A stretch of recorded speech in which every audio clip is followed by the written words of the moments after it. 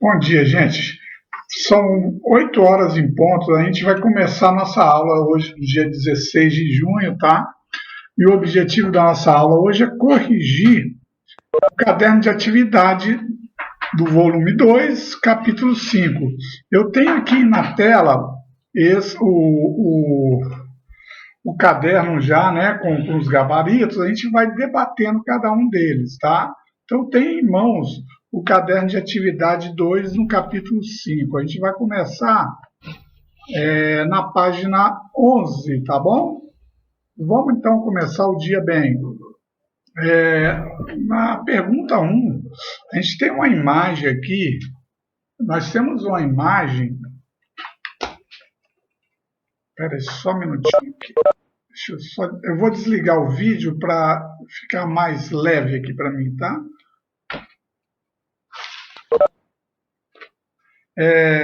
Uma imagem de uma cordilheira, né? Essa imagem, essa cordilheira, ela está associada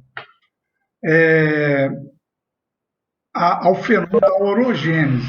Orogênese a gente sabe que são movimentos tectônicos, né? Aquele movimento horizontal, lento, de encontro de placas tectônicas. E muitas vezes uma placa, né, ela se choca com a outra e só ergue parte de uma dessas áreas, criando essas dobras.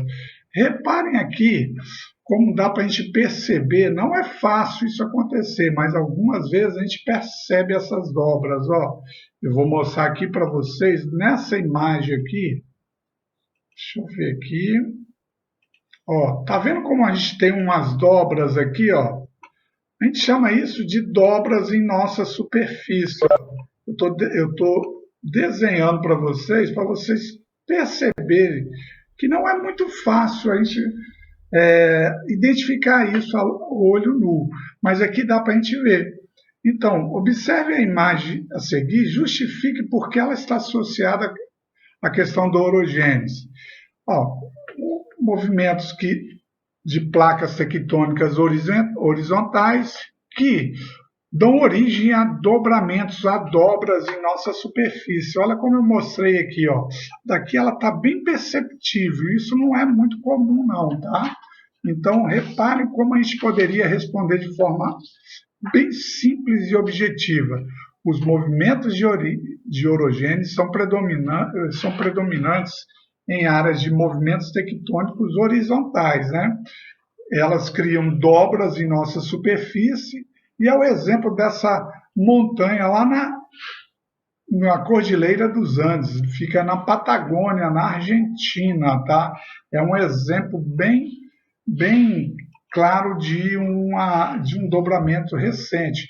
Nós temos dobras aqui nos Andes, no oeste da América do Sul, nós temos nos Alpes, lá no centro-sul da Europa, nós temos na América do Norte as montanhas rochosas lá a oeste dos Estados Unidos e parte do Canadá, o Himalaia lá, que é bem conhecido, né? Então nós temos aí vários exemplos de dobramentos aí no mundo aí, tá ok? Vamos lá, dúvida nisso aí, nessa resposta? Vocês estão enxergando bem as respostas aqui, o gabarito? Só dá um retorno para mim. O que está escrito em azul, dá para ver bem? Sim, né? Beleza, Guilherme. Valeu. Vamos para a questão 2 agora. Ó. A questão 2, ela vai determinar o quê?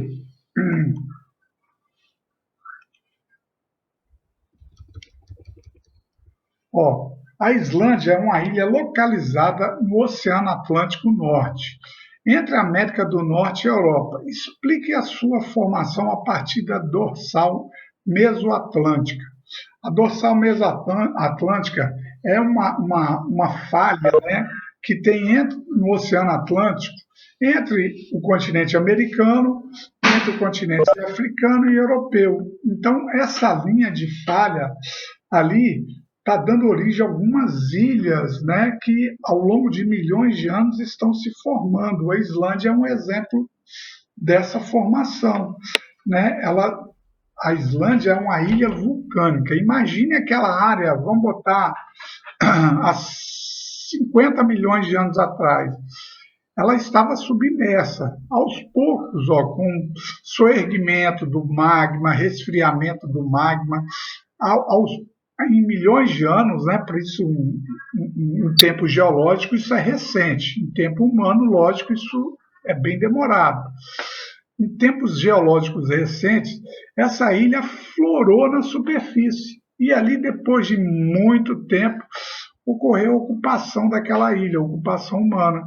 Então, a Islândia ela é a origem de liberação de magma nessa cadeia mesoceânica, que aos poucos vai formando uma ilha até ela aflorar na superfície.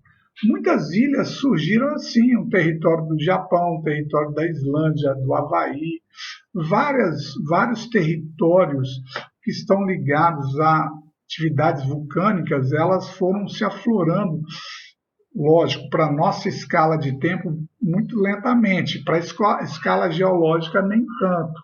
Então, é um tipo de consequência de uma formação de uma ilha vulcânica. Quer dizer que há milhões de anos atrás não existiam aquele território ou aqueles territórios aflorados na superfície? Sim, não existiam. Territórios como território japonês, islandês, são alguns exemplos que nós temos aí de ilhas vulcânicas que foram aflorando em nossa superfície, tá? A Islândia é um exemplo disso aí. Ela fica lá depois do Reino Unido, já cortando o Círculo Polar Ártico.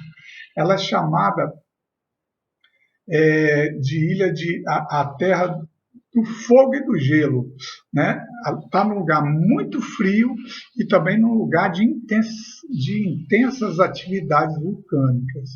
Então, a resposta assim bem tranquila para essa 2, né, associada aos movimentos tectônicos aí, né, às atividades vulcânicas, ao movimento orogenético, né, que a gente tem na primeira questão e na segunda, essa atividade vulcânica aí. Qualquer dúvida, vocês intervêm aí, tá bom? Vamos lá, sobre a erosão, aí eu já não estou falando mais de agentes endógenos, só relembrando o que a gente estudou. Os agentes endógenos, eles agem de baixo para cima, por exemplo, abalos sísmicos, vulcões, movimentos tectônicos, né? Já os agentes externos ou exógenos, eles vão agir de cima, né, para baixo. Os agentes erosivos, os tipos de intemperismo, né? Então a gente tem esses 2 agentes modificando a nossa superfície internamente e externamente. E erosão vem de cima, Sob erosão, os agentes modificadores do relevo respondem às questões. O que são agentes externos? São agentes que atuam aqui na nossa superfície, externamente. Eles atuam em forma de erosão, que é a modelagem da nossa crosta. Por exemplo, o vento faz isso no dia a dia. A chuva, como hoje está chovendo, ela está agindo em nossa região e age em outras regiões. O sol, a variação térmica, a ação antrópica, que é mais recente, né? O homem também age. Então, aqui na apostila fala, são agentes que atuam por meio de erosão, retirada de material desgastado das rochas ou nas rochas. Então, é só vocês associarem o que é interno e o que é externo, né, gente? A chuva não é de baixo, a chuva vem de cima. Os rios que agem aqui em cima, os ventos, né? O homem, a ação humana. Já o terremoto vem de baixo para cima, o vulcão de baixo para cima. Então, vamos diferenciar essas 2 formas de ações em nossa crosta, endógena e exógena, né? Exo externo, endo interno. Então, vamos lá. Na letra B, aqui a gente tem 2 imagens. Olha a modelagem da nossa crosta, Olha aqui o que o vento faz ao longo de vários anos, né? Ele esculpiu esculpiu essa rocha aqui, ele vai retirando parte desse sedimento. Então, as paisagens a seguir sofreram influência de agentes externos. Essa aqui, ó, é a erosão eólica, é ocasionada pela força dos ventos. Parece que alguém esculpiu essa parte dessa rocha. Teve sim alguém, e esse alguém foi o vento, né? Aqui o homem, a interferência, ele pode até interferir de alguma forma, mas é mínima. A máxima interferência aqui é do vento ao longo de muitos anos. Então, reparem aqui a ação externa, exógena de um agente erosivo, que é o vento, não é? E a ação do vento a gente chama erosão eólica, hélice, né? Aquela movimentação do vento. E na imagem 2 aqui, a gente vê aqui, ó, o homem ocupou, tá vendo essa casa? Muitas pessoas, muitos alunos me perguntam, quando eles presenciam algumas áreas, o mar, por exemplo, tomando conta de uma região, por exemplo, lá em Conceição da Barra, a ação do mar, né, que invadiu, destruiu o calçadão, muita gente falando, isso aqui é um agente endógeno, epirogenético. Não, o homem que ocupou a área que ele não deveria ocupar. Olha essa casa onde ela foi construída. E o mar, ele está agindo aqui frequentemente. O mar tem ciclos de marés, né?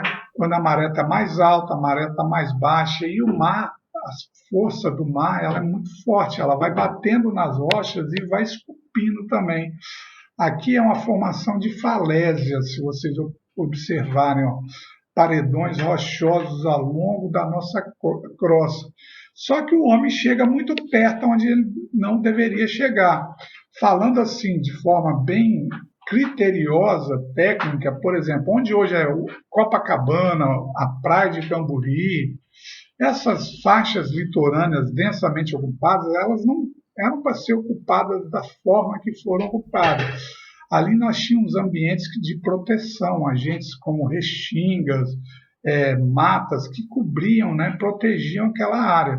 O homem, né, ocupou de forma desordenada e algumas vezes geram alguns problemas. Aí o homem vem, a culpa é do mar, invadiu. Não, a culpa não é do mar. O mar é um agente da natureza. Ele age em ciclos periódicos, tem épocas nós temos marés mais altas, outras mais baixas. Então, o homem tem que saber disso. Então, não é ocupar e respeitar as faixas, os limites desses ambientes aí. Então, ó, primeiro, a erosão eólica, a segunda, a erosão marinha. O mar também agindo, são dois fenômenos endógenos. Nessa terceira aqui, lá nos Alpes franceses, olha a ação do gelo e do degelo, né? A erosão é glacial aqui, ó. A erosão, o gelo ele tem peso, a água também tem peso. Se vocês observarem em períodos de estações frias, grande parte dessa região está coberta de gelo. Quando chega a primavera e o verão lá, grande parte desse gelo degela. Então ele vai agir sobre as rochas. Se vocês observarem essas faixas laterais dessas rochas, olha como o gelo desgasta as rochas. Ó, o que ele faz? Ela faz aquela ação de gelar. Quando ele gela, então ele dilata aquela área. Quando ele degela, ele contrai aquela área. Então ele quebra as rochas em pedaços. A gente chama de morainas isso aqui, ó. Tá? Então a erosão glacial aqui é a ocorrência da ação do gelo. O gelo, em períodos de frio, ele está sólido. Depois aquela água sólida ela vai descongelar e vai se transformar em água líquida e vai correr sobre aquelas áreas montanhosas, retirando grande parte ou partes das rochas daquelas estruturas que estão ali, né? O outro exemplo aqui, ó, erosão fluvial. Olha só, o homem também interferiu, construiu aqui, parece ser um asfalto, não tenho certeza. Né? Lá em Bangladesh, no sul da Ásia, o rio também ele faz um tipo de... Ele é um agente erosivo que ele, todo dia ele faz o quê? Ele sai da sua nascente, vem correndo, segue um percurso, vai atravessando áreas e vai retirando sedimentos. Então, a erosão fluvial é a erosão ocasionada pela força dos rios. E tem aquele problema também de ocupação desordenada. Quando o homem ocupa uma área próxima aos rios, mananciais, nós temos os ciclos da cheia e da estiagem. Por exemplo, período de chuva, o rio vai encher. Então, quem ocupou a área de forma desordenada vai ter problema, né? Os problemas que nós estamos comum até perceber aqui no Brasil e em outras regiões do mundo, áreas onde o rio passa, eles alagam, né, retiram, destrói casas, mas a verdade, ele está seguindo o seu curso natural, foi o homem que chegou ali depois, né? Então, aqui nós temos 4 tipos de erosões, que são agentes exógenos. Primeiro, eólica, segunda, marinha, a terceira, glacial e a quarta, fluvial. Não confundir fluvial com pluvial. Fluvial vem de rios, pluvial, pluviômetro, chuvas, né? Então, muitas vezes os alunos eles têm uma dificuldade em relacionar esses dois termos aí, tá? Então, vamos lá. Aqui, na questão 4, tem uma ilustração de como o gelo ele age, o gelo, degelo, os intempéries da natureza, eles agem sobre as rochas. Veja bem, o que está de azul aqui, a água preenchendo a rocha. Essa água de chuva, não, geralmente é do degelo de uma geleira. Por quê? Depois a gente vai ver aqui na resposta. Ação do gelo. Quando o gelo congela, olha como ele se contrai. Ele abre mais a rocha, tá vendo? Ele era assim, quando estava em forma líquida, ele congelou, olha como ele contraiu, né? Ou dilatou, desculpa. Aqui está uma contração, aqui uma dilatação. E depois de centenas, milhares de anos, ele vai agir sobre a rocha, desagregando essa rocha, quebrando. Isso é um ciclo lento. A água penetrou, congelou, dilatou, depois veio de degelo, veio de gelo de novo, e a água das geleiras, né, com ação de gelo e degelo, eles vão contribuir para a desagregação das rochas. Isso é um tipo de intemperismo. O intemperismo é um processo mais longo do que o processo erosivo, tá? Mas eles estão associados. Está associado ao intemperismo físico, o qual abrange os processos que desagregam e fragmentam as rochas por meio de separação de grãos de minerais. Reparem como ela era uma rocha praticamente integrada, né? Aos poucos ela foi sendo assim, desagregada pela ação do gelo e do degelo, foi dilatando até que ela chegou a um rompimento. Isso acontece no nosso dia a dia, aqui em qualquer região, não na nossa região, que aqui no Brasil, nós não temos o agente erosivo glacial, né? Mas muitas áreas aí das regiões polares, principalmente, temperadas, isso ocorre com frequência. Na nossa região não é comum, porque nós não temos esse tipo de condição física aqui no nosso território. A gente está numa região intertropical. Mas lá em Santa Catarina, nas regiões serranas de Santa Catarina, Rio Grande do Sul, Paraná, às vezes neva, ocorrem geadas, mas é uma intensidade muito pequena. Então, ela pode até agir lá, mas vai ser quase que imperceptível.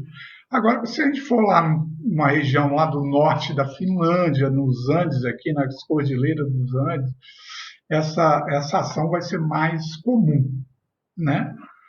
Vamos lá. Na questão 5, gente, a gente tem aqui, o Brasil não tem, o Brasil sismicamente é estável. A gente já falou sobre isso, mas vamos entender por quê, né? A gente viu aqui que no Brasil, Olha o território brasileiro onde ele está localizado. Né? Aqui a gente tem o nosso território. Beleza? Estou dizendo bem grotescamente. Aqui a gente tem um encontro de placas tectônicas. Aqui nós temos outra. Essa aqui está um pouco próxima ao Brasil, né? Não, mas ela não chega aqui uma distância mais ou menos de 3 a 4 mil quilômetros. Repare como a gente está no centro da placa tectônica sul-americana. A maior parte dos brasileiros vivem aqui, ó, nessa faixa. Então, as ações tectônicas de abalo sísmico são quase que imperceptíveis. Pode ocorrer, sim, por exemplo, um tremor forte aqui, pode chegar, ó, né, vibrações pode chegar aqui na nossa região, aqui, ó. Por que não? Ó, se vem uma vibração forte aqui, pode vir aqui uma vibração, como daqui também pode vir aqui, ó, como já ocorreu. Mas o hipocentro, o local onde foi o choque, não vai ser no território brasileiro. Então vamos ver o que ele está escrevendo aqui. Deixa eu apagar isso aqui.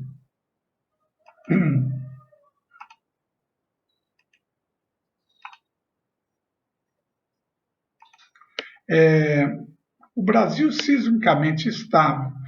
Poucos foram os tremores de elevada magnitude em nosso território. Observe o mapa a seguir e, com base na análise dele, justifique por que o país não apresenta grandes abalos sísmicos. Nós já respondemos, né? A localização do território brasileiro está no centro da placa tectônica sul-americana, ou seja, ele está distante, né, do choque do encontro de placas tectônicas. Vocês sabiam que há 50, 60 anos atrás não tinha essa certeza, essa comprovação científica dessa estabilidade do território brasileiro. Foi comprovado, lógico, com o uso de tecnologias, novos estudos. Então, hoje pode bater o martelo. Hoje já é definido. Nós não temos abalo sísmico devido à estabilidade geológica do nosso território. A gente está distante. Olha uma falha aqui, ó. A outra falha aqui, a outra falha aqui. Se lembra a Islândia que eu falei, uma ilha que estava veio de vulcões? Ela está aqui em cima, ó, tá? Olha como ela acompanha essa cadeia aqui, ó. Ó, tá vendo? Olha a formação da Islândia que a gente falou na segunda questão lá. Beleza? O Brasil não. O Brasil, repare que ele está bem distante desses choques, desses encontros de placas. Então, nosso território ele é estável geologicamente. Então, igual está anotado aqui, ó, o Brasil se situa no centro da placa sul-americana, um local sismicamente estável. As localidades que apresentam tremores mais intensos são aquelas que se encontram principalmente nos limites das placas tectônicas, né? Não é o caso do Brasil. A maioria dos tremores que ocorrem em território nacional é resultado de reacomodação de terrenos no subsolo. O que seria isso? Um rebaixamento, um soerguimento. Isso é comum em nossa crosta, ela balança um pouco naturalmente, tá? Por isso que às vezes a gente tem alguns tremores, inclusive já foi registrado até no Espírito Santo, mas não foi aqui o terremoto. Olha o Espírito Santo, a localização dele aqui, ó. Pode ter ocorrido aqui um grande abalo. Essas vibrações chegaram até aqui, mas de forma bem mais lenta, né? Não derrubou, destruiu nada, né, gente? Então, atenção a isso, a localização do território brasileiro. Um território de estabilidade geológica, a gente chama de cráton, tá? O território brasileiro, geologicamente, é um cráton. Ó, essa faixa aqui é um cráton. Olha essa parte dos Estados Unidos também. Essa parte do continente africano. E as áreas de instabilidade geológica, ó, aqui o Chile. Por que o Chile tem tanto abalo sísmico, parte da Argentina, ela está aqui bem próxima à placa da Nazca, né, gente? Então, isso aí, ela vai mostrar, ela vai comprovar esses fenômenos nessas regiões aí. Beleza? Vamos para a questão 6. Alguma dúvida até agora? Aqui tem uma notícia sobre a intensa atividade sísmica registrada no Golfo de Valência, né? Isso fica lá na Espanha, o território espanhol. O sul da Espanha, o sul da Itália, tem uma falha geológica que passa ali próximo entre o norte da África e o sul da Europa. Então, é essa região ali, ó. Tá vendo? Vamos ver o que ele fala aqui. Com base no texto, podemos concluir que os tremores apresentam causas naturais. Olha só, o homem também induz, ele ajuda. Veja bem, eu não estou falando que o homem ele pode provocar um abalo sísmico, ele pode facilitar a ação desses agentes, tá? Facilitar uma coisa, ele fazer outra, né? Olha só, nós já até conversamos isso em aula, ó. A sismicidade induzida surge em decorrência de diversos fatores, como explosões nucleares. A vibração de uma explosão nuclear, ela é muito forte, ela causa vários impactos. Isso pode induzir, né, uma movimentação interna. Não estou falando que vai fazer isso, que vai ocorrer. Pode induzir, né? Por exemplo, preenchimentos de grandes reservatórios de águas de hidrelétricas, né? É um exemplo que a água tem um peso muito grande. Você imagina o volume, o peso do reservatório da usina de Três Gargantas na China? É muito, assim, é muito intenso. Então, o homem ele não provoca, ele pode induzir um abalo sísmico. É essa aí que vocês têm que responder dessa forma. Cuidado, tá? Os Estados Unidos vão explodir várias bombas nucleares para induzir um grande terremoto na China. Não, isso a gente não pode determinar que isso ocorreria. Ele pode até facilitar, induzir algum fato, não naquele lugar, em outro, pode ajudar a acontecer. Não esqueçam disso, tá? É muito importante. Na letra B, qual a intensidade média dos abalos sísmicos relacionados às sismicidades induzidas? Repare que são baixas, tá? A magnitude de 4.1, 4.2. É uma força até relativamente forte, mas ela não é destrutiva. Destrutiva é acima de 7, tá? Na escala Richter, que vai até 9. Repara que essa indução ela pode chegar, já foram registrados até 4.1, 4.2. É considerável, mas não é aquela força, intensidade destrutiva, tá? Uma destrutiva é quando você passa de 7 pontos na escala Richter, que vai até 9, né? A última no Japão chegou a 8.1 em 2011, foi muito forte, né? No Haiti, aquela destruição de 2010 chegou a 7.8, né? Isso também vai depender de onde ocorre, né? Aonde foi o hipocentro, o epicentro.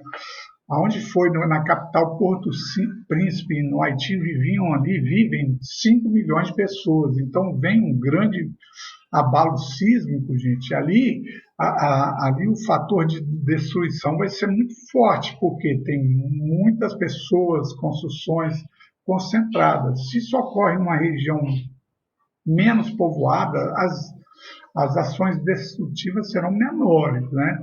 Mas o que ocorreu no Haiti foi menor a intensidade do que no Japão. O Japão ele tem também o uso de tecnologias, capitais que investe para reduzir os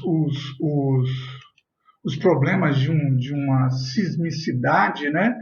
Então, o Haiti é um país pobre, né? A maioria das construções não tem estrutura reforçada, igual tem no Japão, o uso de tecnologia que necessita de muito dinheiro. Então, lá o número de mortes chegou a 300 mil, enquanto no Japão foi 78, apesar de ser mais forte, né? O poder de destruição no Haiti foi maior. Aí tem a relação de que a questão socioeconômica, né, com o local onde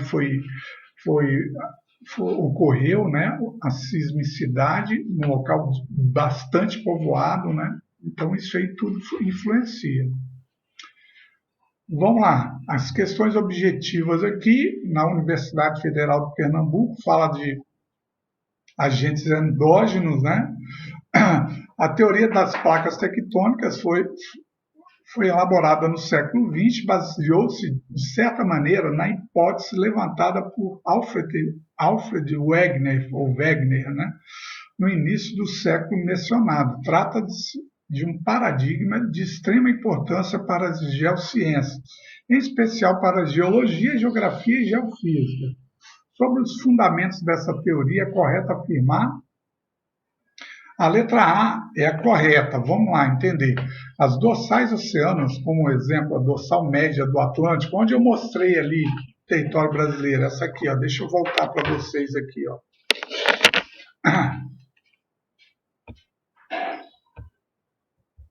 Aqui, ó, essa é a dorsal mesoatlântica, ó, no meio, ó, tá vendo? Ela sai aqui do sul, vai até o norte, onde está a Islândia, onde nós falamos da Islândia, né? Se lembra, né? Vamos lá.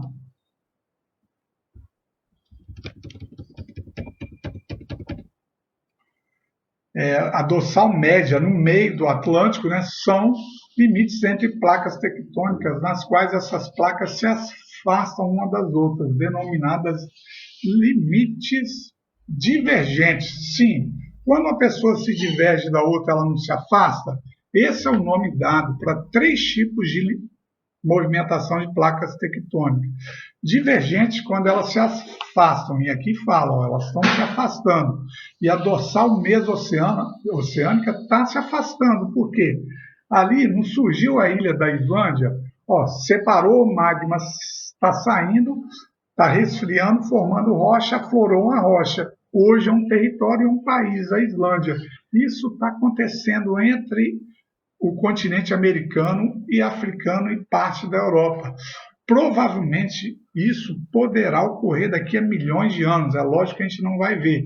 Poderá daqui a algum tempo sair ali uma área continental, no meio do Oceano Atlântico, de resfriamento de magmas, ilhas, territórios vulcânicos que poderá aflorar. Alguns já estão aflorando, né?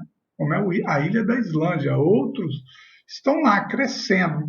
Então, isso está ocorrendo, né, no meio do Oceano Atlântico, tá? É um fato que está ocorrendo, é um fato de instabilidade geológica.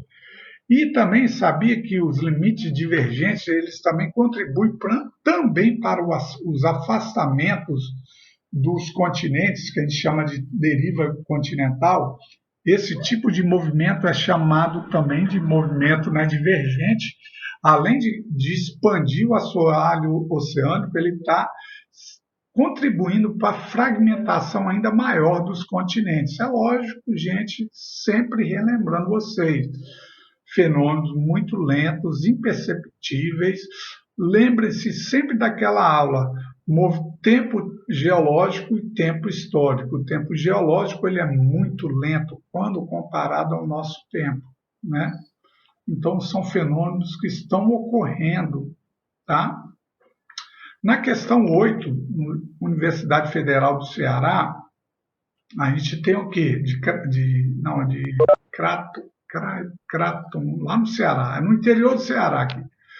O relevo tem sua gênese a partir da ação de agentes internos e externos. A gente já falou isso, né?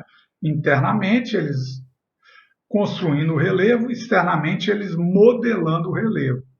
Os primeiros atuam no interior da Terra por meio de movimentação de crosta, ou por meio de formação de rochas, ó, elemento formador. Enquanto o segundo atua na superfície, modificando suas formas, modelando, a modelagem. A partir do clima, Tô responda assistindo. o que se pede a seguir. Eu Cite um vou agente abaixar o volume interno aqui. da formação do relevo. Você pode botar o tectonismo que está aqui, ó, o abalo sísmico, ou Nossa, tá bom. vulcanismo, orogênese ou pirogênese. Vou achar Ele ouça, botou pode de dar uma para forma geral o abaixar o volume desse tectonismo aqui. barulho. Pode deixar, corretíssimo. Cite dois agentes Diminui para externos de formação do relevo. Formação, Professor, modelagem. A chuva, que é a e erosão pluvial, e o vento, que é a erosão eólica. A gente pode botar aí também é, erosão solar, marinha, erosão glacial. São vários tipos ou modelos de desgaste ou formação, modelagem do nosso relevo. Lembrando, em cima de nós aqui está modelando, embaixo está construindo, né? C. Identifique um agente, o agente externo responsável pela formação de um vale, o rio. Por que o rio, gente? O rio, ele nasce num ponto mais alto, ele vem retirando sedimento, ó, transportando sedimento. Nesse transporte, ele vai depositando lá embaixo no vale, lá numa parte mais baixa, esses sedimentos. Então, ele constrói. Os cânions são exemplos disso, né? Aquelas gargantas profundas. O rio, ele já percorreu lá na superfície, só que ele foi cavando, ele vai descendo, aprofundando mais e criando vales, gargantas. Onde você vê um rio passando, geralmente tem duas ou mais áreas mais elevadas que ele foi cavando ao longo de milhares, centenas, milhares de anos, né? Então, os rios são os principais agentes formadores de um vale. Tá? O vale a gente viu na nossa aula, naquele slide, né? Aquelas cavidades que os rios eles retiram sedimentos e vão criando um caminho entre montanhas, morros, tá? São os conhecidos vales, né? C. Identifique. Ah, não, já falei isso. D. Identifique o principal elemento do clima responsável pelos processos intempéricos químicos. Gente, é a água, tá? O intemperismo químico, a água da chuva, a água dos rios, associada ao clima com médias térmicas mais elevadas, é o caso da nossa região aqui. O, o, o principal tipo de, de intemperismo predominante nessa região tropical aqui, toda ela no Brasil, na África, na Ásia, que são regiões quentes e úmidas, é o intemperismo químico. Então, a água é um principal fator que gera esse tipo de intemperismo. Relacionado ao clima, geralmente o clima mais quente, com médias térmicas mais elevadas. Vocês já notaram como o nosso solo ele é muito argiloso, avermelhado? Isso está associado também a esse tipo de intemperismo. Ó. A água dissolve a rocha, vai dissolvendo lentamente, em milhares de anos. O sol vai gerando aquela acidez, né? A tonalidade avermelhada que mostra que tem uma acidez elevada e é predominante. Quando você vai num deserto, em regiões frias, polares, o clima, o intemperismo predominante lá, o físico, tem pouca chuva lá. A variação térmica, por exemplo, ela vai determinar a desagregação das rochas. Igual nós vimos nessa figura aqui. Eu vou voltar lá para vocês observarem. Ó, tá vendo aqui esse desenho? Aqui não é uma área que chove muito. Onde tem gelo não quer dizer que chove muito. As regiões polares, por incrível que pareça, a maior parte delas tem baixíssimos índices de chuvas, com algumas exceções, tá? Então a ação, ó, está descongelado, congelou, contraiu, dilatou. Aqui a ação do intemperismo físico está ligado. Mesma coisa o deserto. O deserto não tem poucas chuvas. O que acontece lá? Nos desertos você tem aquela variação térmica, calor de manhã, frio à noite. Então, a rocha, o que vai acontecer com ela? Ela vai contrair e ela vai dilatar, contrair e ela vai dilatar. E esse processo vai originar o quê? A desagregação da rocha. A rocha vai quebrar em pedaços. Não é à toa que a maior parte dos solos dos desertos, das geleiras, são pedregosos, pedaços de rochas, né? Diferente do nosso, que ele é mais liso, mais fino, como é o solo argiloso. Intemperismo físico lá, intemperismo químico aqui. Beleza? Deixa eu ver onde é que eu parei aqui. Vamos lá, questão 9. Todas as afirmativas são verdadeiras, né? Fala sobre o intemperismo físico. É importante a gente sobre solos, moderadores de relevos, rochas. Isso aqui a gente já falou. Vamos passar essa aqui. Vamos para 10. Tem um desenho aqui. As figuras representam sequencialmente a formação de... Olha só, olha o agente erosivo agindo, ó, externamente, ó, internamente está aqui, externa, olha a superfície nossa, como está no ponto 1, ponto 2, ponto 3, ponto 4.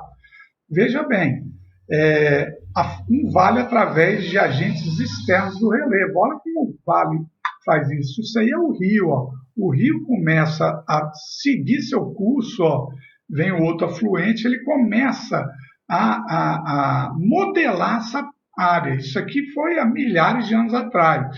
Olha como essa modelagem ela vai aumentando cada vez mais. Olha o que ele faz. Ele cria um desgaste aqui e criam-se os vales. Isso é uma ação lenta de uma ação erosiva fluvial de origem dos rios. Observe que isso aqui são sequências que, igual um epirogênese, não, essa modelagem é mais rápida. Geralmente a modelagem dos agentes externos é bem mais rápida do que os agentes internos. Quer ver uma comparação? Esse rio aqui, isso pode ter ocorrido, eu vou chutar um pouquinho aqui, vamos botar 5.000 anos, vamos lá, posso estar até errado. A formação daquela ilha da Islândia, ela ocorreu milhões de anos. Então, os agentes externos, exógenos, a sua ação vai ser mais rápida quando comparada aos agentes internos. Tem algumas exceções, tá? Lógico, exceções sempre existem. Eu vou ver isso acontecer aqui? Não, a gente não conseguiria ver essa formação aqui, essa interferência dessa ação desse rio acontecer. Não dá. Mas ela foi mais rápida do que a formação da ilha da Islândia, né, por atividades vulcânicas. Então, olha o que o rio fez ao longo de centenas, milhares de anos. Ele cavou, criou um vale. Muitos rios, eles não têm o mesmo curso original onde eles se formam. Eles vão ao tempo criando curvas, meandros, se desviando de regiões, de áreas e vão seguindo outros percursos, tá? Só lembrar uma coisa, o rio ele não para dormir, ele se movimenta 24 horas por dia, tem períodos que ele está mais forte, mais cheio, outros que ele está em períodos mais vazantes, com período de estiagem. Então, o que a gente pode determinar, um rio perene, aquele que corta o ano todo, ele não para, ele se movimenta o dia todo. E esse movimento, olha o que ele vai ocasionando ao longo de centenas e milhares de anos, né? Um processo erosivo. Aqui ele criou um vale, né? Um agente externo, porque veio de cima, o rio, né? E com grande influência fluvial. Lógico, o homem pode até ter interferido em alguma coisa, mas o principal agente foi o rio. Ó. Tá vendo? Que interessante isso aí. É um desenho, eu acho, extraordinário para vocês entenderem essa dinâmica de erosão, intemperismo, né? É legal. Aqui nós temos 3 alternativas para botar verdadeiro ou falso. Acerca da atividade vulcânica abordada no texto, julguem os itens V e F. Vamos lá. As erupções intensificaram-se no vulcão, intensificaram o vulcão localizado na galeria, lá na Islândia. Distúrbios causados pela fumaça, tráfego aéreo em diversos países da Europa, impactando conexões em todo o mundo. Pode durar até dias, dependendo de como a coluna de cinzas vulcânicas evoluir. Então, uma atividade vulcânica ela pode gerar também algumas interferências aqui externas. Por exemplo, a explosão de um vulcão, aquela fumaça, ela segue quilômetros de distância na nossa atmosfera. Muitas vezes ela ocasiona até, ele interfere no aquecimento global, ele interfere no cotidiano de rotas aeroviárias, né? Vamos lá, a Islândia está localizada sobre uma área de interação entre placas tectônicas. Esse fato explica a violenta explosão? Com certeza, né, gente? Se é um vulcão, ele está relacionado a um agente endógeno, que o vulcão é um agente endógeno. O prejuízo da atividade vulcânica ficou restrito à dificuldade técnica de operação de aeronaves em função da grande quantidade de cinza vulcânica. Essa palavra restrita, ela julga o erro dessa frase. Não foi restrita às aeronaves. Isso causa fenômenos em aquecimento global, poluição atmosférica, desastres ambientais nas regiões afetadas. Então, restrita é um erro aqui grotesco aí nessa alternativa aí. E na 2, a Islândia faz parte da área conhecida como Círculo do Fogo do Pacífico? Não. Cuidado com pegadinha, tá? Olha só, vamos lá em cima de novo. A Islândia, ela está no Oceano Atlântico aqui, ó. Área do Fogo do Pacífico, do Círculo do Fogo do Pacífico, ó. Oeste do continente americano, leste da Ásia e leste da Oceania. A Islândia está na cadeia mesoatlântica, no Oceano Atlântico. Então, um erro aqui, uma pegadinha que muitos poderiam cair, tá? É uma preocupação. Aí é a localização do território. Ó.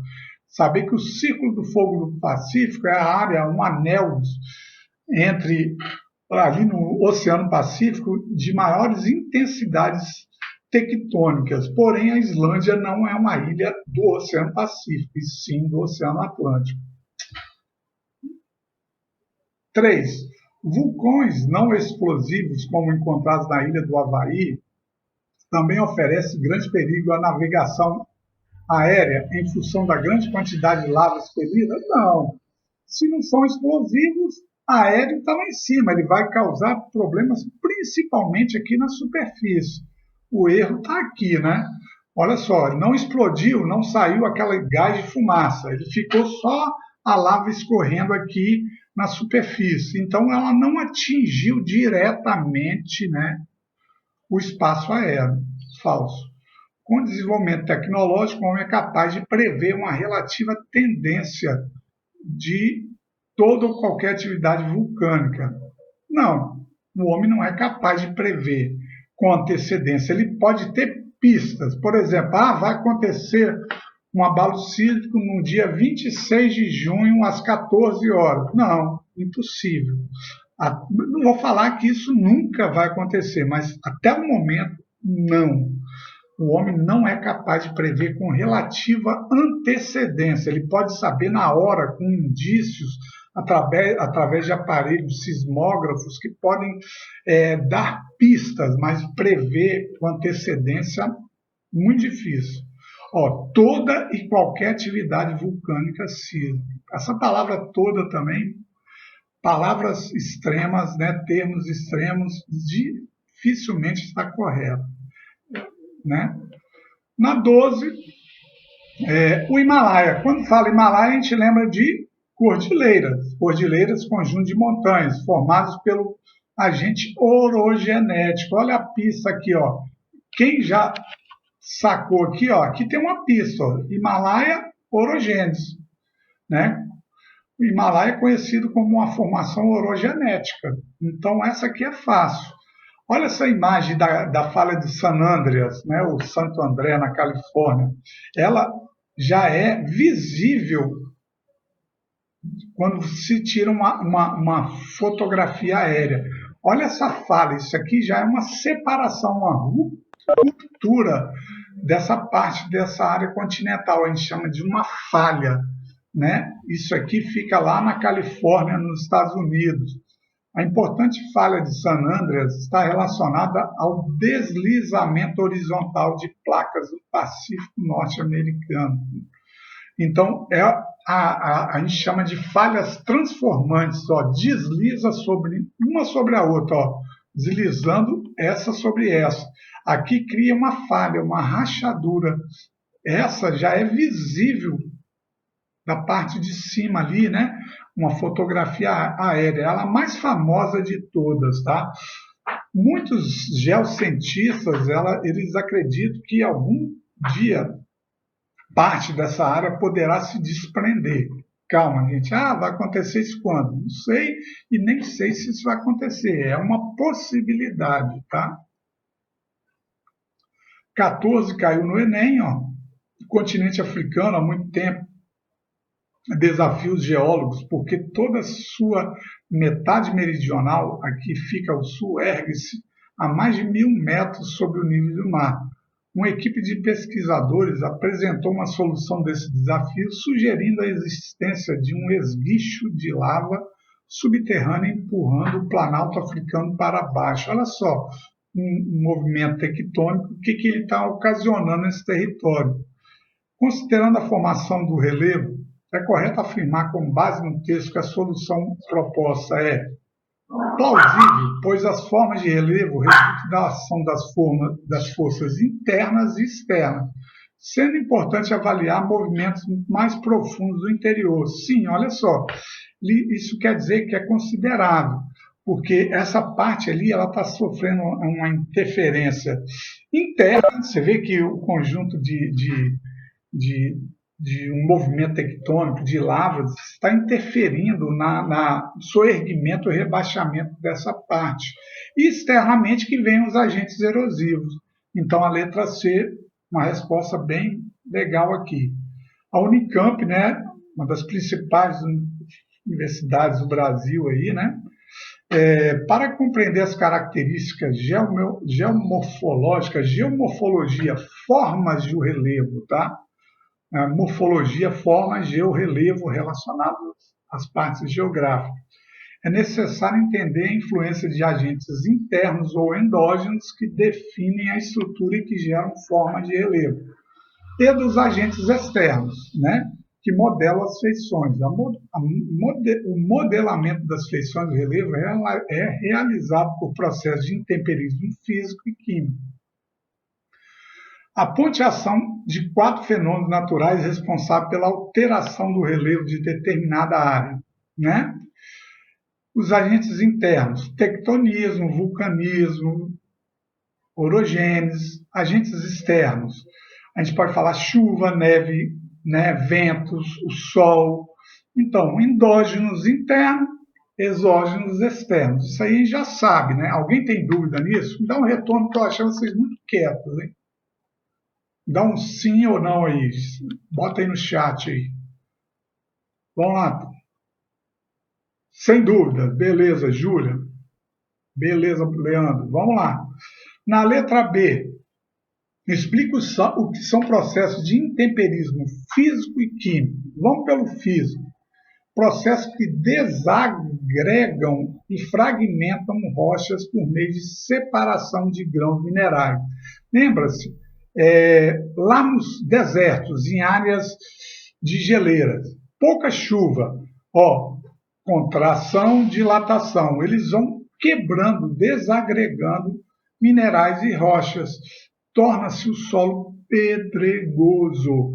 Então, toda vez que você vê em filmes ou em locais que vocês visitarem, aquele solo extremamente pedregoso, lá no sertão nordestino, algumas áreas nós temos, não é um deserto lá, mas é uma área semiárida. Nós temos várias áreas com solos pedregosos. A falta de chuva, a variação térmica determina isso. Já os químicos, né, degrada a rocha através de agentes como a água, como as médias térmicas altas, deixa o solo mais refinado, né, mais argiloso. Então a diferença entre os dois aí, ó, físico e químico, físico, a falta de chuva, né, a variação térmica, a amplitude térmica, o químico, a gente tem a água como principal agente, né, a água de rios, de chuva, e também as médias térmicas mais elevadas. Essas são as principais diferenças aí. Beleza? A 16ª vai falar sobre a estrutura geológica no Brasil, a correta. Os terrenos cristalinos apresentam valor econômico por estarem associados a minerais metálicos. Sim, né? Ouro, ferro, manganês. As bacias sedimentares, os minerais fósseis. Os cristalinos, minerais metálicos, né? Ó, letra B. Erradíssimo. O Brasil possui dobramentos modernos? Não. Das 3 estruturas geológicas, nós só temos 2. O Brasil é um território de estabilidade geológica, não tem uma ligação direta com os dobramentos modernos, abalos sísmicos. Voltar na 15? Posso sim. Na letra B?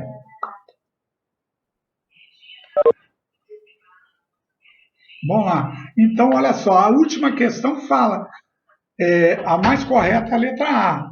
Nós só temos 2 estruturas geológicas aqui, os cristalinos, os escudos cristalinos e as bacias sedimentares. Nós não temos dobramentos recentes por estarmos numa área de cráton, de estabilidade geológica.